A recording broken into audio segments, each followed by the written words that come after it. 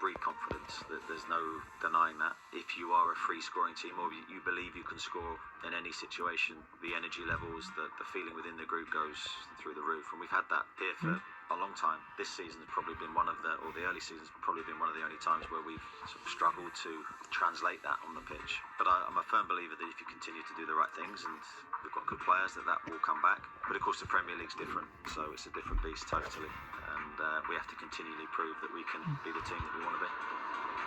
Looking for their second Premier League victory of the season in what is their 7th match of the campaign. Up against a struggling Nottingham Forest, no win in the 6 matches under their new manager, Ange Postecoglou. Good opportunity for Newcastle United, you would think, before the international break and 2 weeks without a fixture, to get 3 points to hopefully take them up the Premier League table. We'll bring you commentary right here on BBC Radio Newcastle and the BBC Sounds app from 2 o'clock.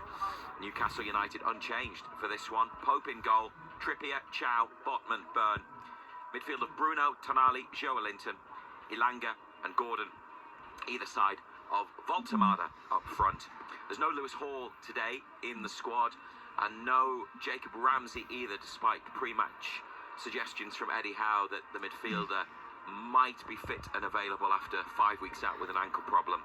So the bench is Ramsdale, Cher, Lascelles, Barnes, Kraft, Osula, Murphy, Willock and Miley. Newcastle's goalkeepers and goalkeeping coaches are the only ones on the pitch at the moment, and a smattering of supporters inside St James's Park in the sunshine. We will hear from Eddie Howe in a bit more detail across the next hour, and we'll get the Nottingham Forest perspective as well. Let's say good afternoon to John Anderson. Ando. Razor, how are you? Very well, nice to see you. I just wanted to start today, before we talk about the match, Ando, by reflecting on the sad news from last night when it was announced that the former Newcastle player, former goalkeeper Willie McFall, who went on to manage the club in the 80s, had died at the age of 82. Now, for 3 years in the 1980s, he was your manager here at Newcastle United. What sort of man was he? He was a great fella, Willie. He really was. He was very unassuming, very quiet. When I first arrived at St James's, he was reserve team coach, and he was just a great fella. Then became first team coach under Arthur Cox and then Jack, and then when Jack left, he got the manager's job. Finished 8th in his first season. Had a real good season, but he was very sad news when I heard it last night, because, as I say, very unassuming man, just very quiet, just got on with it. He was a lovely fella.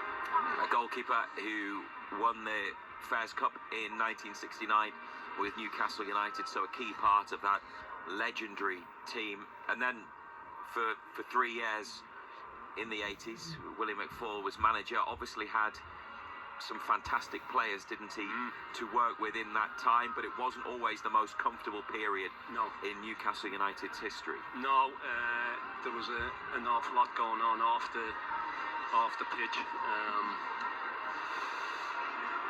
Directors people wanting directors out and chairman out, and it wasn't a great time. But as I say, his first season as manager, we finished 8th. He had Gaza, he had Beardsley, had Wadlow for a spell. So it was